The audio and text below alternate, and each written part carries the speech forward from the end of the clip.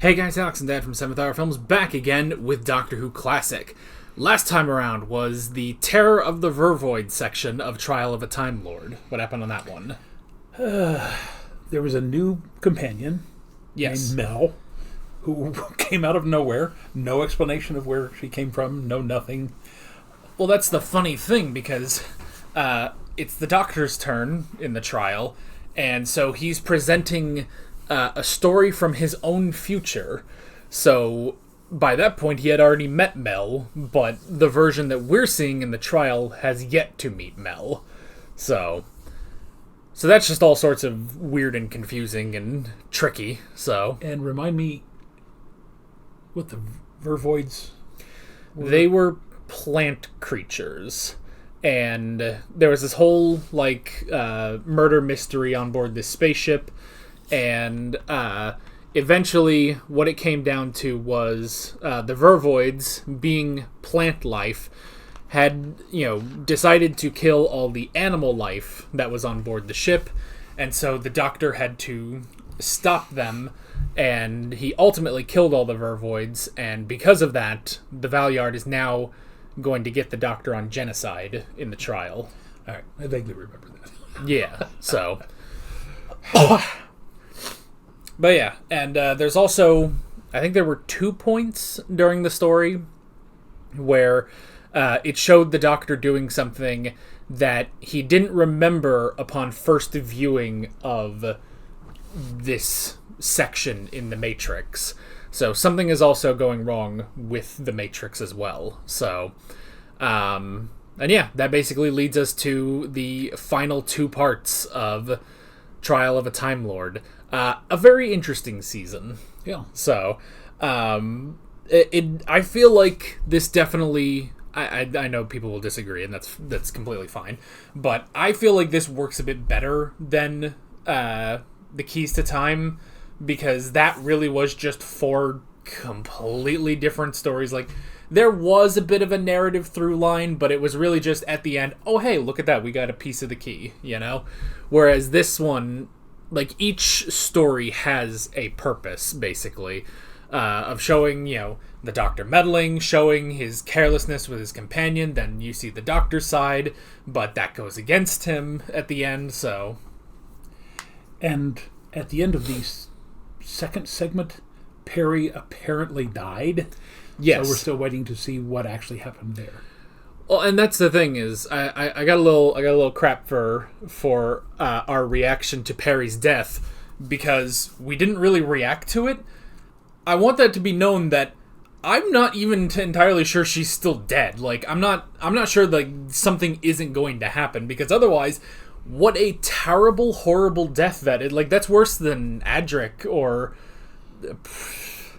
Katarina. It's hard to be worse than Katarina, because she just... At least she went out on her own terms. She wasn't possessed by a slug and then killed by a Flash Gordon character. So, I don't know. But anyway, it's the last 2 parts. We're only doing 2 parts today. It's the last 2 parts of the season. It's the last 2 parts of the era. What a short era this has been. But yeah, you got anything else? I got nothing. Then we might as well jump right into the last 2 parts of Trial of a Time Lord. And I'm somewhat happy to hear that there are a lot of other viewers who don't like this theme either, and apparently this was the only season they used it. Yeah. Doctor, wild accusations of malfeasance do not constitute a defense. The Matrix can be physically penetrated. The Keeper has admitted as much. Now, much of the evidence you saw was totally at variance with my own memory. Therefore, it has been deliberately distorted. And who would do such a thing, even if it were possible? Somebody who wants my head. How long do you have? Such as? I'll write a list. Yes, the ultra-expensive shop here. These different kinds of... Oh, these 2. Oh, and Mel. Any witnesses I might produce are scattered all over the universe and all through time. How can I find them now? Procrastination, my lady. The Doctor's only... Melanie? Well, that was convenient. You said you were sent here, Sabalon Glitz. By whom? By me, madam. Let's go! Oh no, now I really am finished. Just one of my oldest enemies. This is entirely irregular. Who are you, sir? I'm known as the Master. And as you see, I speak to you from within the Matrix. Proof, if any be needed, that not only qualified people can enter here. But you haven't the key of Rashalon. I got a very good copy keeper, just as the doctor said was possible. This Well. is an criminals have been known to speak the truth, Valiard, especially when their own interests are not at stake. My point, my lady, is that this person who calls himself the Master, whoever he might be, How do should they not be know permitted him? to I produce have no surprises. idea. You pretend not to know me, do you? If I might intercede. You have no part in these proceedings, sir. Corporeally, of course not, but I'm present and enjoying myself enormously.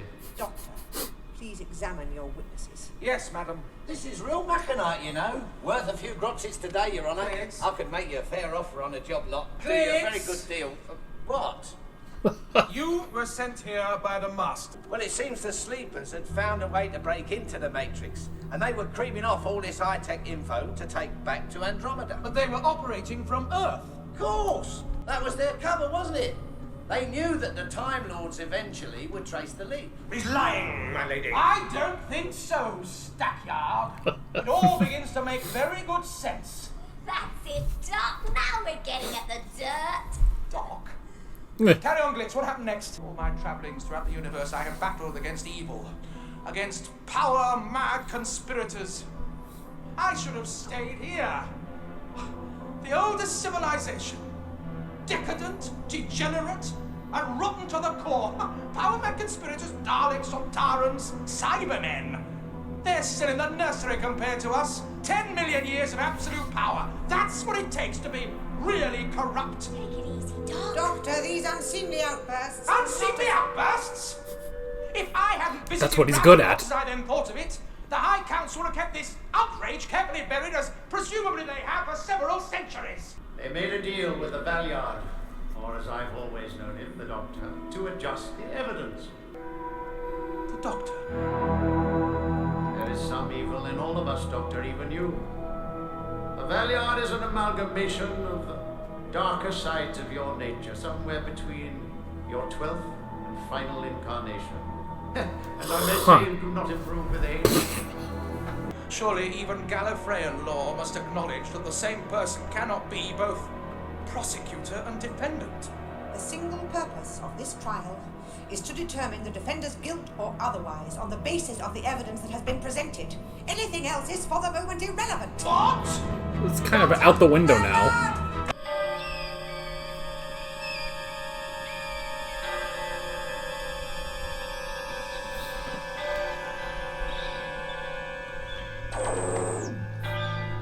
Oh, Well, to be fair, he's been in the Matrix before. what an unpleasant journey. Well, it's got to be sometime in the late 1700s or early Yes. 1800s. They've printed posters on the wall. That's not something that would have happened any earlier.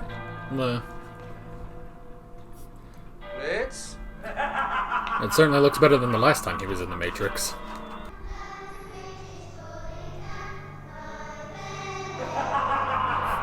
Alright, be ready to kick these singing children at a moment's notice. The one who died, was that true? Ah, the delightful Miss Purple Gilliam Brown. That was clever of the Valiard, exploiting the affection the Doctor had for her. But then, of course, the Valiard would know precisely how the Doctor felt. Then she lives. She's a queen, set up on high by that warmongering Folia Connors. Gentlemen will not keep the Doctor alive. I guess that's better. Anyway, I thought it was you he was trying to kill. Yes, he's playing games. Wants to humiliate me first. Oh, I see. He humiliates you by throwing harpoons at me. Makes a lot of sense. Your presence here makes his task more difficult. He knows Now, that. He also knows What do you think of Sabalon Glitz as a companion? I'm a small-time doctor. We've said that there needs to be some kind of working class Stay alive. Eh, contrast to him for quite some time now. I think someone might end up dead by the end of the episode. The Doctor's well matched against himself. One must destroy the other. How utterly evil. Thank you. Thank you. There's nothing purer and more unsullied, madam, than the desire for revenge. But if you follow the metaphor, I've thrown a pebble into the water, perhaps killing two birds with one stone, and causing ripples that'll rock the High Council to its foundations.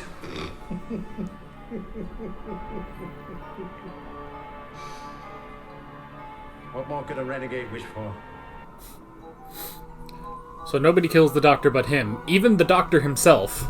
But if you can kill both of them, and screw over the Time Lords... Well, at least you're expecting us. We all are. Your look-alike out there, wasn't? He is the exception. The very junior Mr. Popplewick isn't permitted to expect anyone. Oh. What's he talking about? I think it's called bureaucracy. I prefer to call it order. Now, the correct procedure is to make an appointment. But we're already expected. But the junior Mr. Popplewick isn't allowed to expect anyone. Well, you knew we were coming. Why didn't you give him the nod? And upset the procedure? Junior Mr. I've worked with Popplewick these has people. tried to. I've got a headache now. Why speed perfection? Because your employer wants me dead. You seem to have found the one little weakness in our procedure, sir. Would you sign this? Are you sure about this? Absolutely. Now can we see your proprietor? The waiting room is through there. You will be summoned as soon as your signature has been verified. Begs the question, what did he sign exactly? This is madness. What have you done with him? Look to your own predicament, Doctor. Ugh.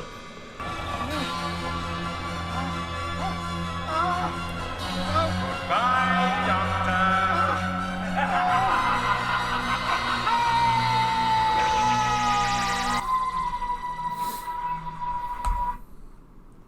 It reminds me of the scene in the first Toy Story when Woody has the vision of Andy forgetting about him, so he throws him into the trash can and all the toys reach up and grab. Ugh!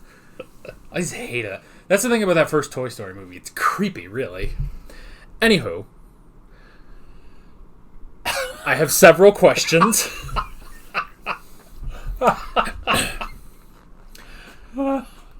So, sometime between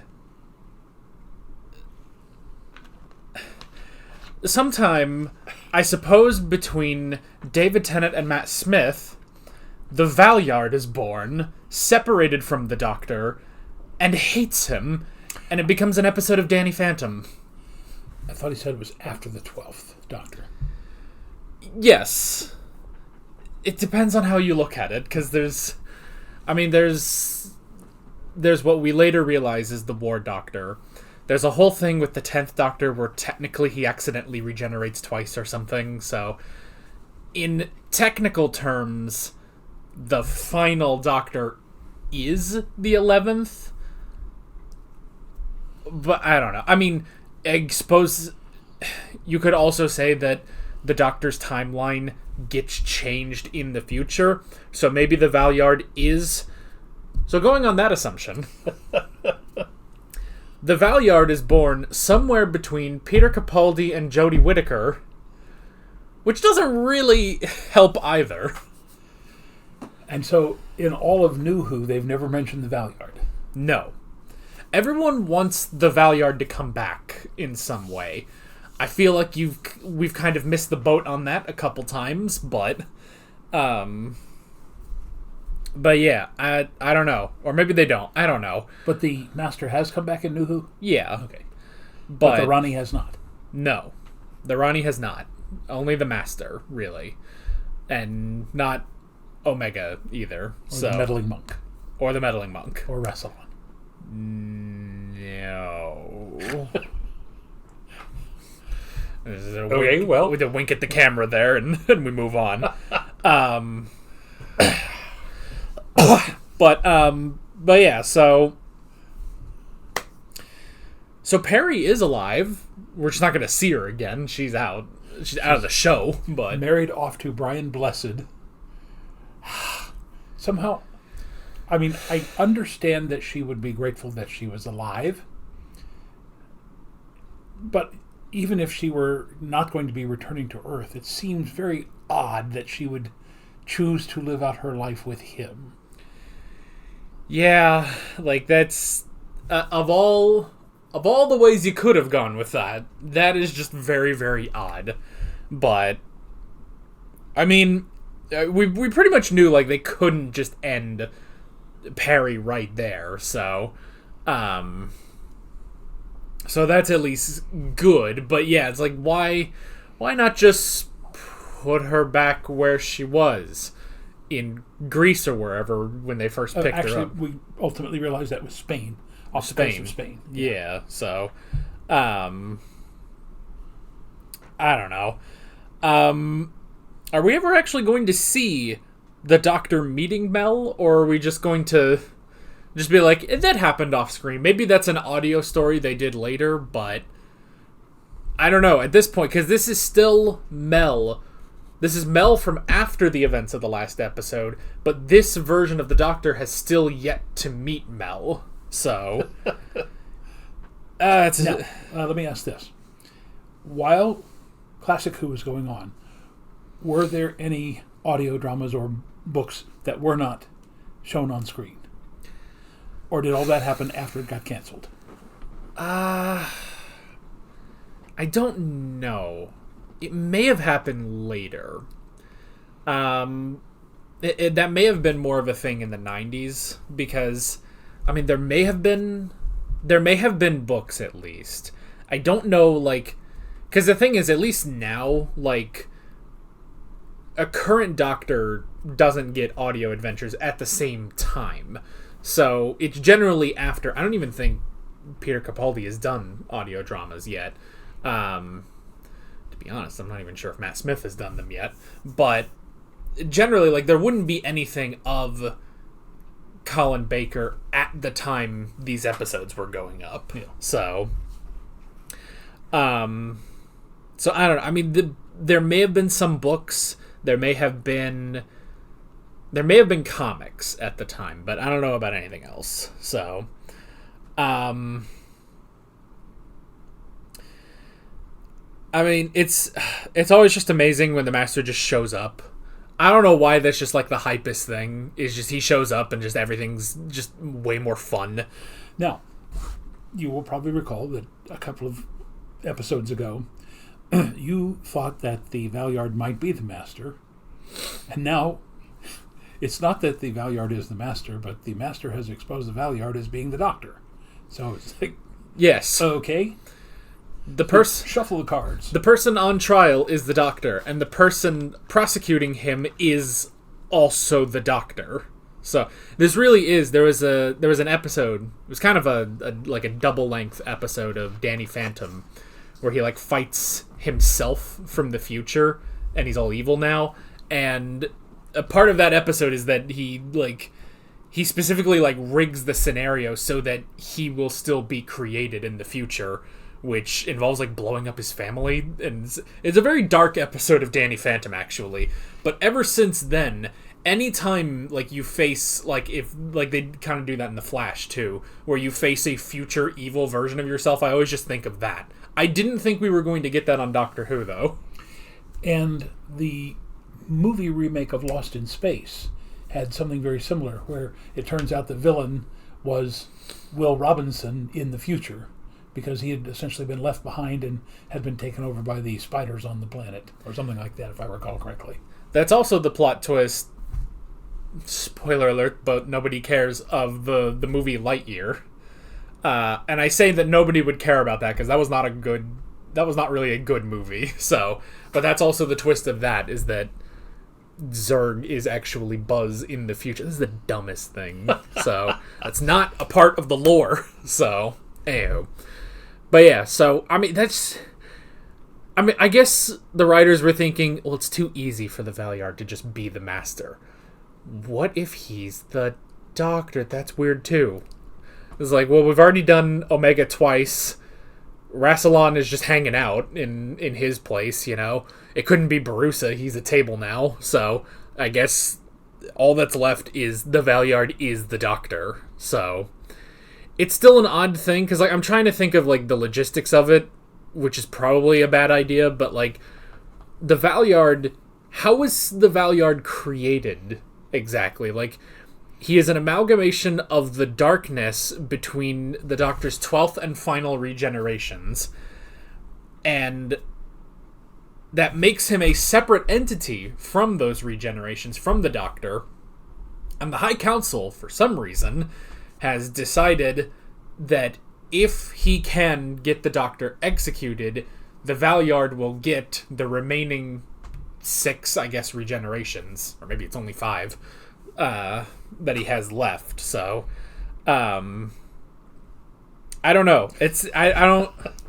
All of this to cover up the fact that somehow people have been stealing technological secrets from the Matrix and selling them to the Andromeda Galaxy, so the Time Lords ripped the planet Earth out of its own solar system, which eventually destroyed it, so that people would not take the secrets of Gallifrey from their Matrix that is impregnable, yet also very pregnable. So, and all of this was figured out by the Master, because he just goes in there every so often. He just feels like it. It's starting, you know, I've heard people say, like, one of the biggest problems with classic Doctor Who is the demystifying of the Time Lords. I do kind of get that to an extent of, like, you know, in the first time we see them in the War Games, they are terrifying, they are almost gods, you know, like, they force the Doctor to regenerate, and just ever since then, they've just been going down and down and down. But there is something kind of interesting about that. Like, I like how the Doctor says, you know, 10 million years is all it took for us to be absolutely corrupted. You know, there's the Daleks, there's the Cybermen, there's every other race, and they are not even close to how awful the Time Lords are. It's like, that's honestly a really interesting idea. A little confusing in execution, but otherwise a very interesting idea. So, and again, I have to say, the actress who's playing the Inquisitor, again, you want to talk about a weird little twist. I think she, like the first Romana, would also make an interesting companion, because she would always be contradicting. I mean, put her and Sabalam Glitz with the Doctor, you would have an hysterical group of people. Yeah, that's true. I just like, because I just empathize with her frustration so much, because not only has she had to deal with the Valeyard and the Doctor, then she realizes the real problem is that she's been dealing with the Doctor and the Doctor, that's what's driving her insane, and now this guy called the Master is here. But how do they not know who the Master is? I don't know, because, like, obviously there's the Valeyard was trying to cover up, but how do the rest of the Time Lords not know who the Master is? Since didn't they once send the Doctor to thwart one of the Master's big plans? Yeah, I guess I just, I guess in the judiciary branch of Gallifreyan government, they don't have to deal with the Master that much, which is weird, because you'd think he'd be put on trial more often. Yeah. But I guess it's mainly the High Council that has to deal with. Of course, we don't know anyone in the High Council anymore. Like, we used to have Barusa, and then that went out the window, so I don't know. Given Jane Baker, not just Robert Holmes? At the last second? All right. Oh, yeah, I remember. Didn't somebody say that Robert Holmes actually passed away? Oh, yeah, maybe. Whoop. I don't get it. Oh, do concentrate, Glitz. How often must I tell you? We're not dealing with reality. Why waste your breath on that simple-minded oaf? You cannot speak as though reality is he doesn't have his hat on anymore. We can't just sit here and do nothing. We've got to help him. The Doctor chose to enter the Matrix. We are not empowered to interfere. If I may, my lady. You are applying logical thought to a situation that recognizes no logic. Give me the key to the Matrix. I'm going in there. No! Jeez.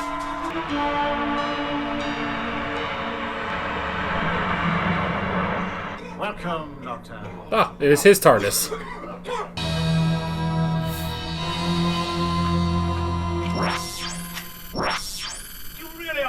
second-rate adversary. Well, you didn't You miss. imagine I'd be lured by such a transparent ploy? Jeez! Doctor, you stand accused of genocide.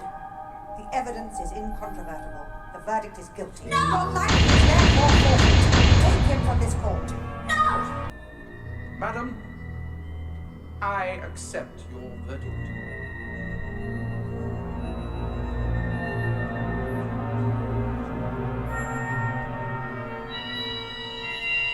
Oh, it's like Spaceballs. Switch it off. He's convinced he must sacrifice himself, and you're content to let him. We cannot interfere. Well, I can. Nice try, old man. Ah, yes, back to the French Revolution. They seek him here, they seek him there. The Frenchies seek him everywhere. Is he in heaven or is he in hell? The damned elusive Pimpernel. The Valeyard overestimates his own cleverness. Like all megalomaniacs, he is consumed with his own vanity. That should inflame his bloated ego. Come on. I mean, you should know how to press his buttons. They're your buttons. I'm just going to stay here till I can get back to my own kind and some honest thieving. Splendid, splendid. Listen to me. Are you listening, Savalum Glitz? Not really. I was just wondering how many gropses this little bauble cost you. Oh, it didn't work. Just a minute. You won't be needing this, Mr. Poplowick. Ah. Very astute of you, Doc. You should live a long time. I already have. Over 900 years. Just like Yoda. Meh. Look as good. You will not. My writing. Our writing. A hit list. But how? These Time Lords, or Supreme Guardians of the Law, as you called them, are all in the trial room. And we're in the Matrix. Matrix screen. Mel, get back to the trial room, tell them to disconnect the Matrix screen and evacuate the court. But I can't even... Do it, or there'll be mass murder. Punch him. Now that Gallifrey is collapsing into chaos, none of you will be needed. Your office will be abolished. Only I can impose order. Why, thank you, Mr. Trump. I have. Well, What's happening? Limbo chauffeur. Limbo chauffeur. aw, so close. Then get out of here, quickly! Your lives depend on it! Those dudes are out.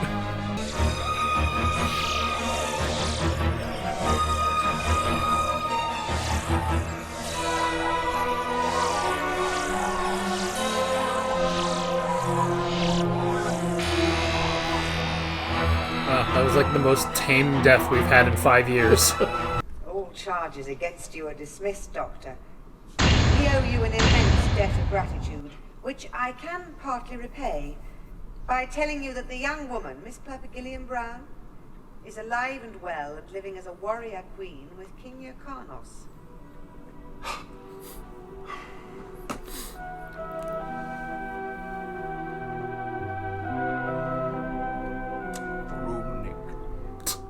Now then, once law and order have been restored, a new High Council will need to be elected. Can I persuade you to stand for Lord President again? No. I have a better idea. He's going to suggest you stand. Indeed, I am. Actually, that's a really good And were there idea. Such a thing as an intergalactic postal vote, you'd have mine. Brace a glass of carrot juice, Carrot juice? and then we'll get you back on the exerciser. You know, I think I was rash in turning down that offer of the presidency. The worst thing is he hasn't even started that yet. Prepare the Matrix Keeper. Requisition anything you need. My lady.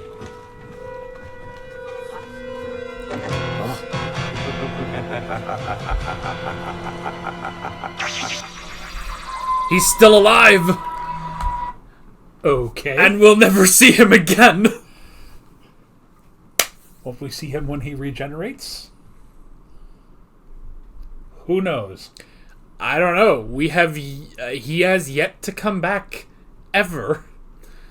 You know, of all the characters where people are like, oh, bring back Omega or anyone, it's like, well, you clearly have to bring back the Valyard.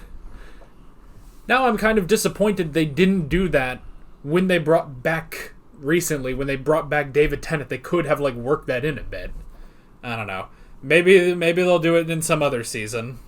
Well, that's definitely a cliffhanger. All right. So we explained what happened to Perry. Yes. We did not explain how Mel got there.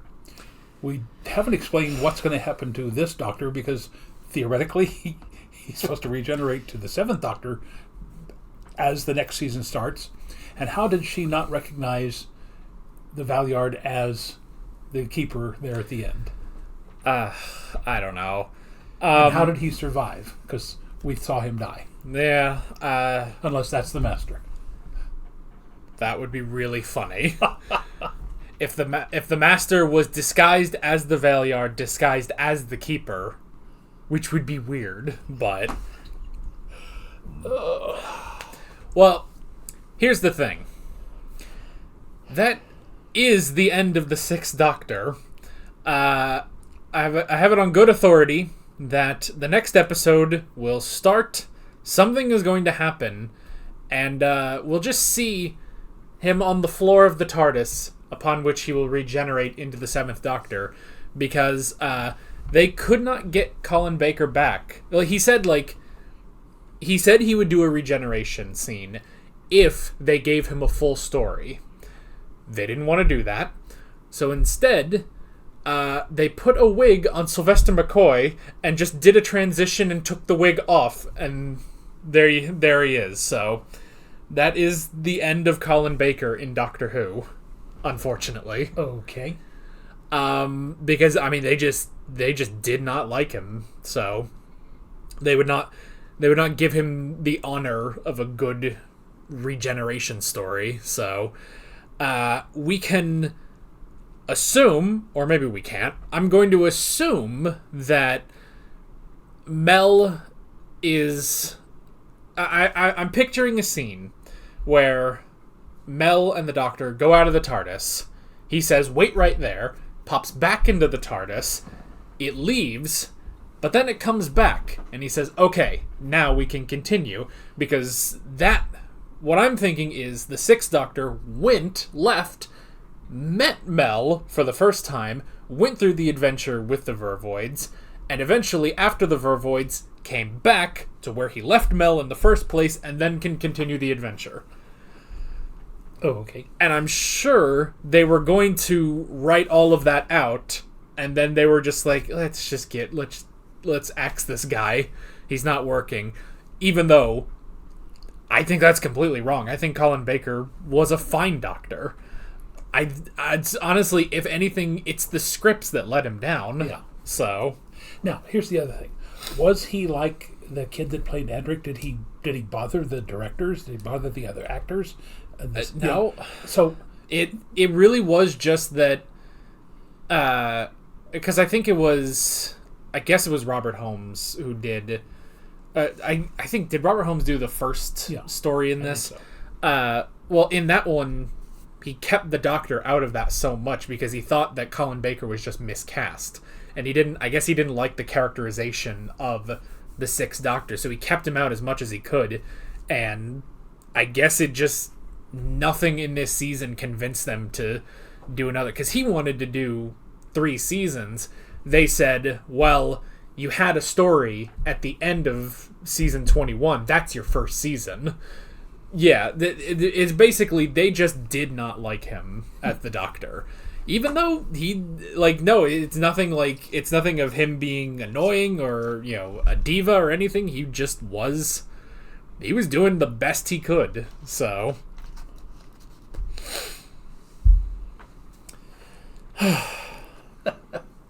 but with that, that's the end of these 2 seasons of this Doctor, and the end of the Trial of the Time Lord. So You know, it's an interesting thing, because it's like, you know, when we were kind of speculating, okay, what is the Valyard? There's a part of me that's almost like, well, I kind of wish he was exactly what he was set up to be, which was just, you know, he's a Time Lord who sees what the Doctor does as a grave injustice, and he wants to, you know, uphold the law. And there's something very, very interesting about that, because that's not what the Doctor normally deals with. He normally deals with the Master, or the Daleks, or the Cybermen, who are inherently, you know, evil or malicious in some form. And I like this idea of the Valyard just being like, no, the Doctor needs to be held accountable for what he does. So there's a part of me that's kind of like, well, the Valyard, he's just laughing, evil, maniacal person. It's like, well, it's not as interesting, but I think what helps it is the twist that he is technically the Doctor. So the Doctor gone to the dark side. Yeah. Or at the very least, he's, you know, I mean, he's what they said. He was created from all the dark thoughts and the evil that the Doctor covers up, and it was all put into one being, basically. So I don't know. So it's sort of a half and half on the Valyard. Yeah. So the thing is, I feel like maybe one reason they don't bring back the Valyard is because now you have to walk a fine line, because otherwise he's just the Master. He's a renegade Time Lord who is incredibly clever. It's just that he happens to be an incarnation of the Doctor, but even still, he's just another Time Lord, really. You know, he's another actor, so I could kind of see that of like, well, should we bring back the Valyard? What can we do with the Valyard that differentiates him from the Master? Because they did that, at least, with the Rani. The Rani was very different from the Master, but how do you make the Valyard more different now? So that could be like the problem as to why they never brought him back. Yeah. Or maybe they never brought him back because they were trying to get rid of literally anything that was in this era. With the exception of Mel, because Mel continues for a little while at least. So, but everything else, I don't know. All right. I mean, it's also an odd thing, because it's not only the treatment of this Doctor. I will say it is also the treatment of Peri. Like, I'm almost surprised they didn't just leave her horrifically murdered. Like, there wasn't really a reason to, unless it was something like they knew there would be some audience blowback from that, or something, because, like, while it does seem like they didn't like the Sixth Doctor, it really seems like they didn't like Peri either. Yeah. So, I don't know. It's just, it's sort of an odd era, but I mean, I feel like both of them really did work, though. I will say, I feel like the Doctor works a bit better with Mel, honestly, than with Peri. I don't really think that's anything about the Doctor, though. I think that's just they figured out how to write a companion again with Mel. So, I don't know.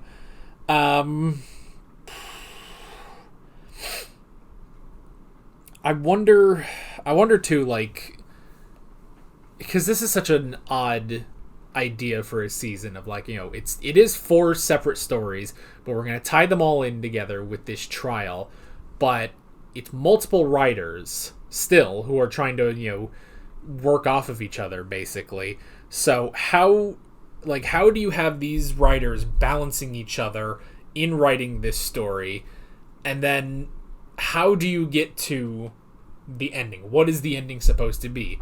Whose idea was it for the Valyard to be the Doctor, basically, and get to that last part? I think some of the commenters have said that this was basically, the whole season was plotted out by Holmes, and then he was supposed to write the beginning and the ending, but he laid out basically, here's what I need you to do in these other 3 stories. But again, that somehow he had passed away before this. Yeah. So they basically just finished up doing what they thought he would have wanted. Yeah. Because it is... I don't know, it just seems like an odd... I don't know, just like, how do you get to that sort of an ending? Especially just the twist of the Valyard not only being the Doctor, but being so far gone that he wants to bring chaos upon Gallifrey. He apparently... Well, I guess there's the question of, did the Valyard depose the High Council, or did the Master do that? Because they were deposed off-screen. I think the Valyard... I think they were trying to say that the Valyard had done that, but the Master was going to step in and take over. Yeah. Honestly, it reminds me a bit of at the end of the Clone Wars, where, you know, they're tying it into Revenge of the Sith, where it's like, oh, there's going to be this great, you know, shift of power from the Republic to the Empire, and we see Darth Maul, spoilers, I guess, but we see Darth Maul, and he's like, we need to grab as much power in that transition as we can. And so I can kind of see the Master doing that, of like, you know, he's trying to seize control of Gallifrey, you know, while the Valyard is doing what he's doing. So he's trying to take advantage of the Valyard, basically. So so yeah, and then the main point of the plan was to kill the Supreme Court of Gallifrey, basically, using the weapon in the Matrix, which would connect through the screen that was in the courtroom. And he told Mel to tell everybody to evacuate the chamber where the Matrix screen was, but there were still several people left there. Yeah, I guess it was just too late. Those 2 guards got out of there immediately, but the rest of those time, there's too many robes. It's hard to like get out in a hurry with all that fabric. So yeah. I will say going through the Matrix was way more interesting than in The Deadly Assassin, where he was like in a jungle and there was the guy trying to like that was like, that's kind of the weak point to me of The Deadly Assassin, is Tom Baker just running around a forest for half an hour.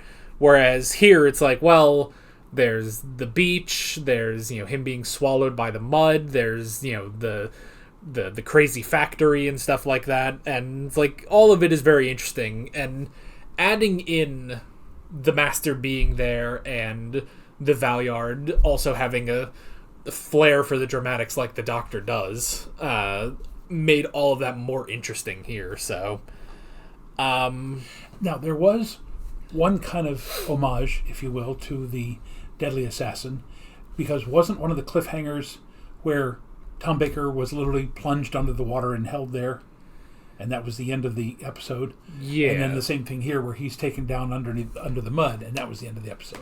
Yeah. So, I don't know if that was specifically meant to remind people of what had happened. Not that they would remember that from, 15 years earlier or 10 years earlier. Yeah, is 11 seasons ago. So yeah, it's like maybe watching a guy named Baker start to suffocate will remind them of the other time a guy named Baker started to suffocate in this story, where the next episode was written by 2 people named Baker. So there's a lot of Bakers going around, and now none of them will return. I mean, I don't know if the writers do or not, but Colin Baker sure ain't. So, and Tom Baker would ultimately be there in the Day of the Doctor as the curator. Yes, which just adds to more confusion. Nobody's sure, like, I feel like every time there's a new version of the Doctor now where it's like, oh, they might be in the future, it's like, okay, they're just somewhere. I don't know. They just exist. I'm not going to question it too hard. So I saw some clip of Jodie Whittaker just for her regeneration, where she goes back and she sees some of the earlier incarnations. She sees Davison, and yeah, there's a part of that, like, spoilers, I guess. Yeah, where it's like they brought back the old actors for the first time. So So yeah. Other than that, I don't know. I guess that's pretty much it. Yeah. And I guess they didn't directly explain. I guess it's just that the Valyard specifically was tampering with the Matrix, which is why we had those inconsistencies and everything. Who changed the box? Like when the Master put the thing into his TARDIS and it basically froze the two of them. Who did that exactly? Is that to be assumed that the Valyard did that, or That's did the what I was Doctor? assuming. Or did the Doctor do that? The Doctor never had possession of it, though, did he? No, he didn't. No, because it was in the desk of the guy who was the Valyard. So the Valyard did that. I'm surprised the Valyard didn't kill them, but yeah, I don't know. That's an interesting thing. So, but I guess that's that for the review of this episode. So now, there's so few of these. Well, I only have an hour. We have auditions for our next show coming up at the theater today, so... Yeah. We're not going to take too long on this, but we are going to quickly run through all the episodes of the Sixth Doctor now that we are seemingly at the end of his era. So, real quick thoughts. The Twin Dilemma. I think the conjugation of the verb that was in the original How the Grinch Stole Christmas, stink, stank, stunk. Yes, it's a terrible first showing for the Sixth Doctor. It might be his absolute worst. Because, clearly nobody knew what they were doing. They just wanted a very different Doctor from the Fifth Doctor. And he was crazy quite literally half the time. You know, he's choking Perry. It just didn't work. He was too angry, and luckily after that, it got fixed. Now, I think we may have mentioned then, if we didn't, the Fifth Doctor went through some unusual problems when he regenerated. But Tom Baker, pretty much, within just a couple of minutes, Pertwee had about an episode where he went to the hospital, but immediately began to recognize the Brigadier and all the... And so, and of course, now we didn't care for the regeneration of the Second Doctor either, because wasn't that Power of the Daleks? Yes. At least, that is a competent story, even if I disagree with some of the choices. Yeah. But that's only the choices of the Doctor, Yeah. which sort of distracted from the rest of that story. This was just a bad story on top of that. Yeah. The whole thing with Romulus and Remus, and they were the smart twins who needed to help the slug thing. I don't know. This, I'm going to say, is quite possibly the worst regeneration story. Yeah. So, and we have another one. Just next week we'll have another one, but yeah, this one was really bad. All right. After that was Attack of the Cybermen, which was much better. That one was much better. Redesign on the Cybermen. Yeah. Again. They can redesign pretty much every time. Yeah. It's weird on the thumbnail I put parts 1 to 4. I'm pretty sure that was the beginning of 2-parters. Oopsies. Oh well. Anywho. But it was good. They had Lytton, and he was an interesting character. Seeing the sort of redemption, I suppose, of him, and that whole thing, and referencing the 10th planet and everything. So this much better showing for the Sixth Doctor. But again, didn't we see a lot of gratuitous violence in it? Yeah, that was just another one. Huge body count again. Yeah. After that, we rewatched Vengeance on Varos, which was so much better the second time, probably because I knew what was happening. Yeah. And just the multiple commentaries on that episode were very interesting. And I don't know why. Again, I don't know why it didn't stick out in 2019 compared to 2023. or 4. What are we? I almost said 2, and I was like, wait a minute, no. Compared to 2024, but yeah, there's just something about like watching, how everyone has to vote, and they're trying to like, oh well, maybe we can sell this execution, on SpaceTube or something, and everything like it. I don't know. It was just way more interesting the second time. Modern events caught up with us and kind of changed our perspective a little bit more. Yeah. So. And much more appreciation for little Syl there, because he was so strange. Yeah. So weird. After that was Mark of the Ronnie. Now, I liked it. Yes. Again, partially because it was a semi-historical. Yeah. But, again, the fact that now we had this three-sided,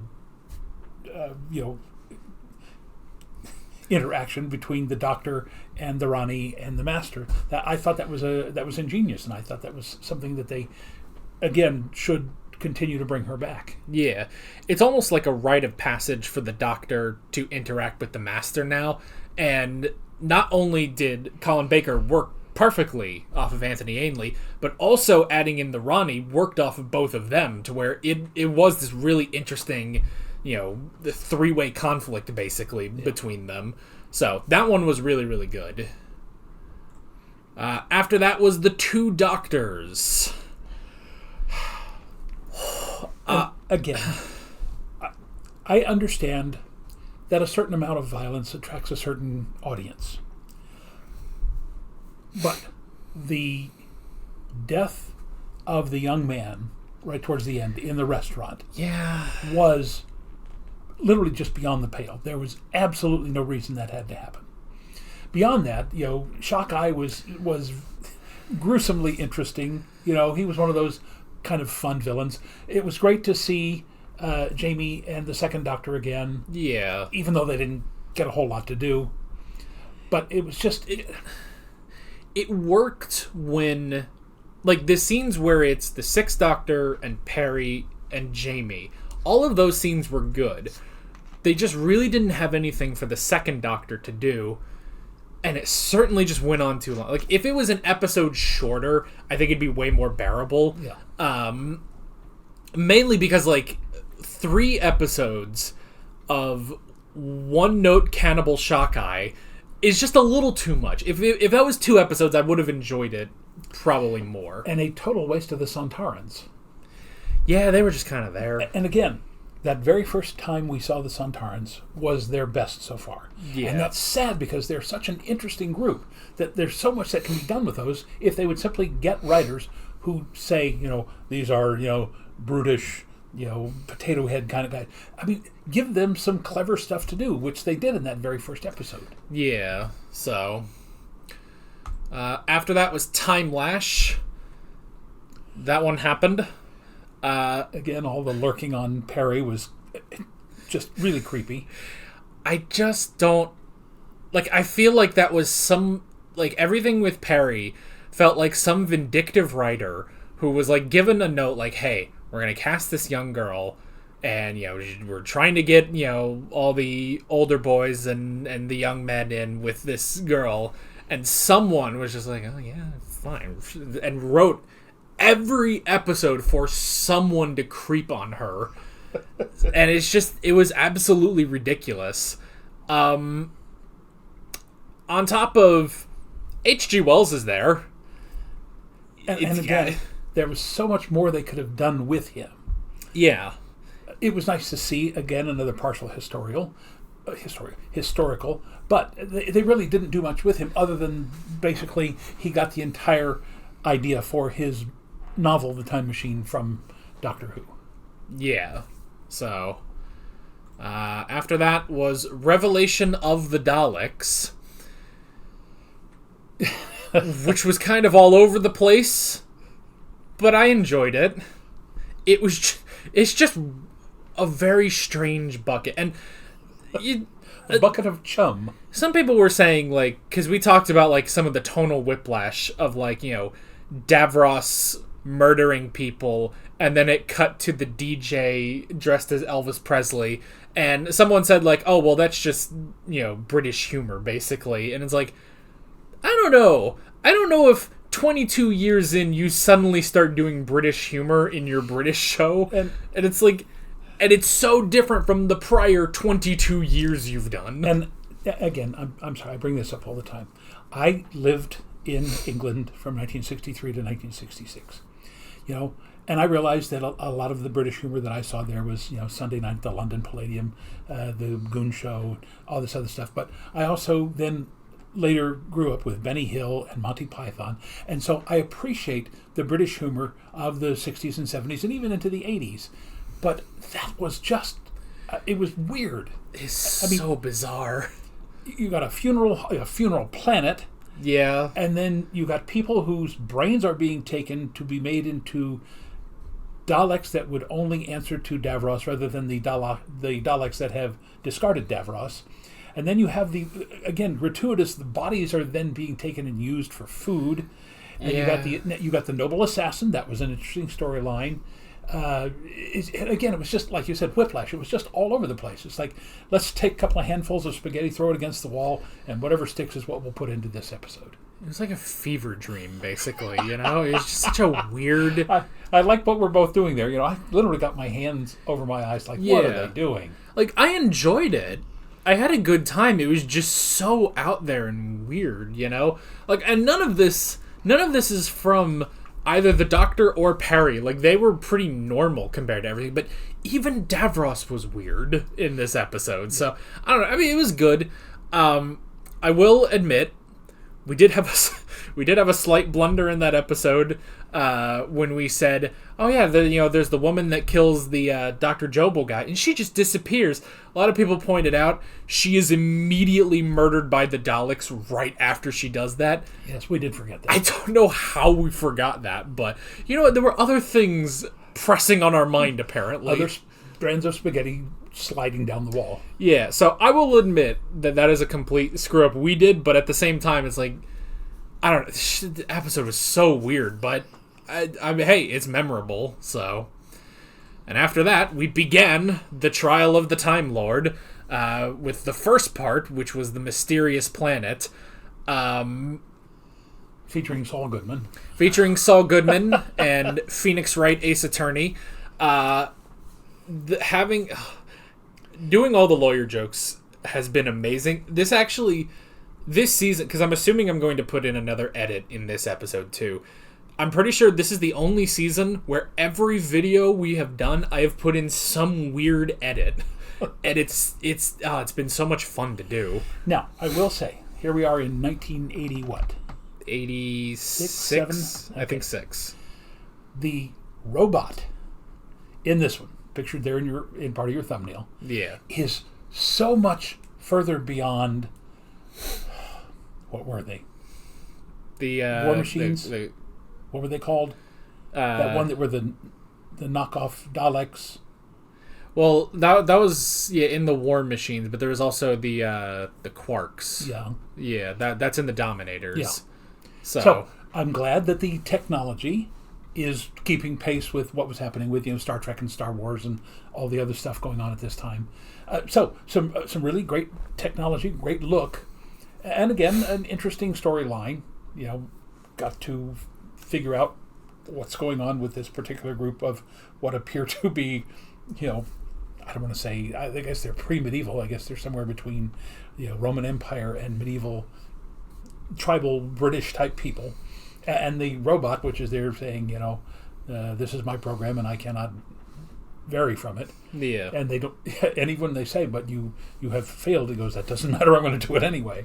Yeah, like that was really interesting. I'm glad also in these last 2 episodes, they explained the reason why that planet was Earth, because I felt like they had glossed over that, like, oh, I guess Earth just leaves the solar system at some point for some reason. But I'm glad that they gave an explanation that it was the High Council that did that. So, oh, and by the way, speaking of British humor, I can't remember when I first read it, but Douglas Adams, who actually did, if we recall right, for Doctor Who, or at least gave him some ideas, Douglas Adams' humor is so much better than what we saw in some of these episodes. Yeah. It's just, that stuff was just, it was over the top.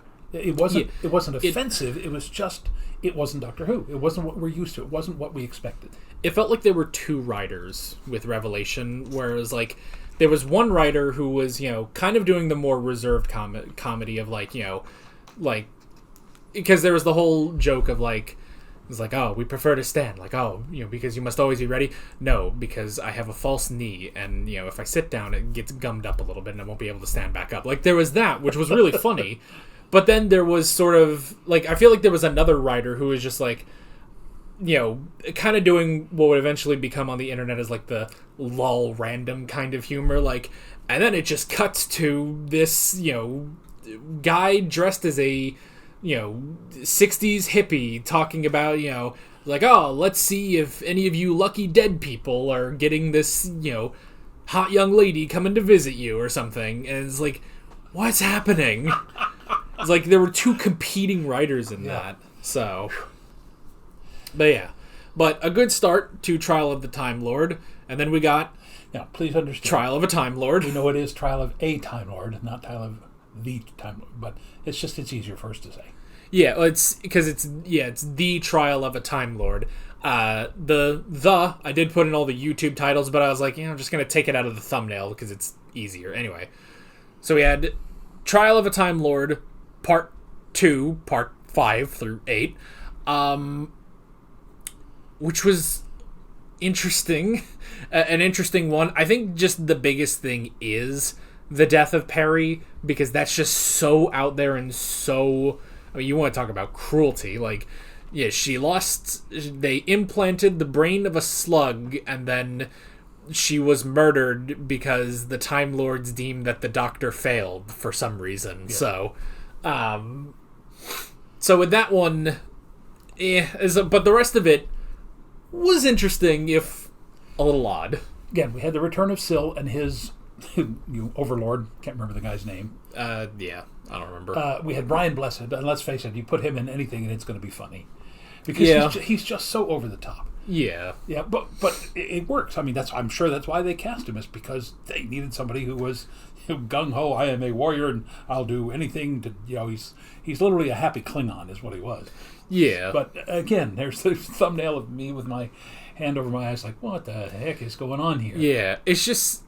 It's one of those, like, it almost feels like the two competing writers of, like, I don't know, like, someone, like, but this is also, like, almost a better version than with Revelation, where it's like, it's like, and we'll cut to this weird DJ or something, or Dr. Jobel or something, whereas here, it's like, we're going to input all of the comedy into one guy, and it's just, I don't even know how much of that they wrote, and how much of that he just did, So, I don't know.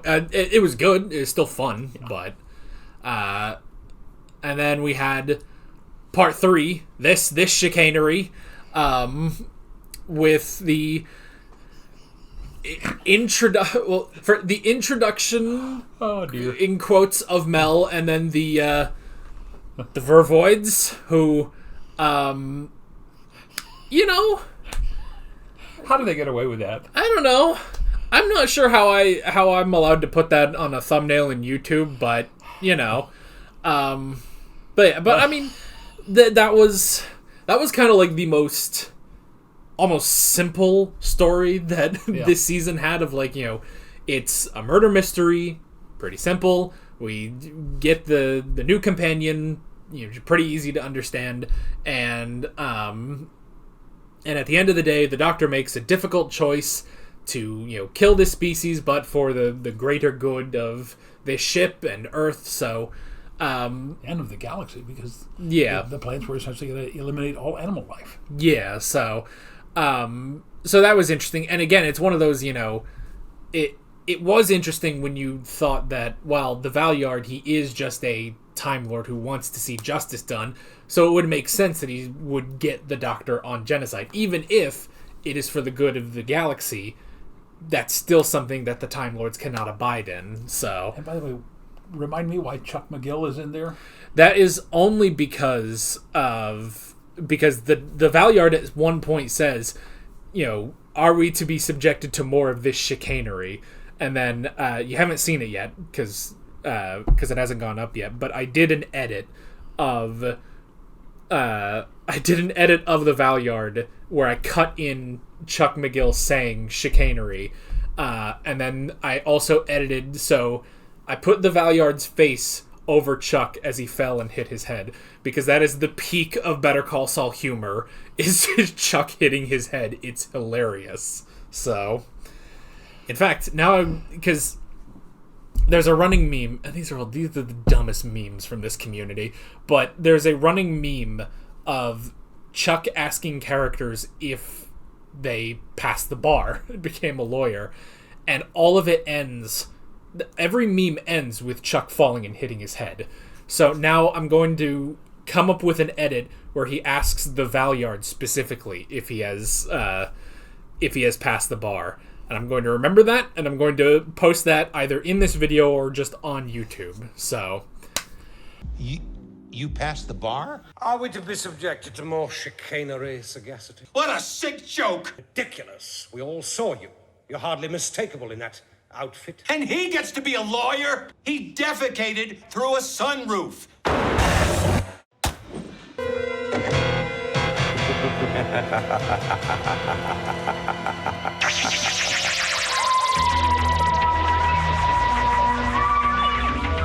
That is the peak of humor right there.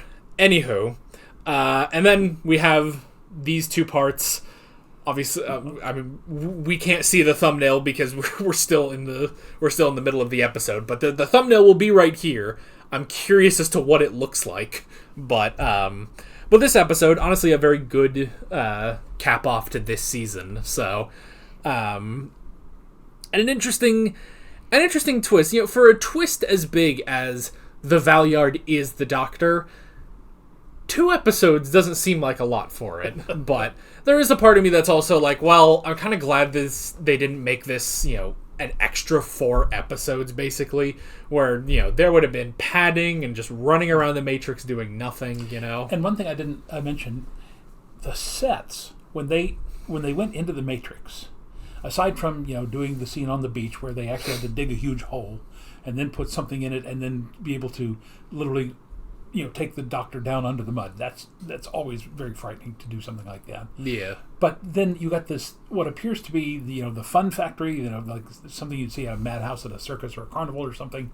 Then you had the streets of Paris during the French Revolution, and you had the stuffy, you know, never-ending set of petty functionaries, the bureaucrats and everything.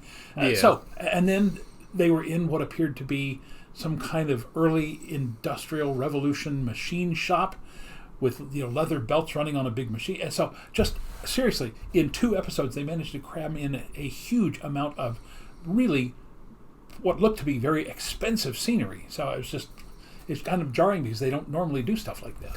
Yeah. So, and also probably because we didn't really touch on it. I feel like one of the best things from this season 2 is the Inquisitor. I think she's just a really, really great character. Yes. Yeah. And I kind of hope that we do see Gallifrey again at some point and she is the Lord President. Because, honestly, like, of all the Time Lords we've seen, it's like, oh, here's someone who isn't corrupt, isn't, you know, so far up their own rear end or anything. It's like, here's just, like, she actually seemed like what, you know, you kind of think the Valyard is at first.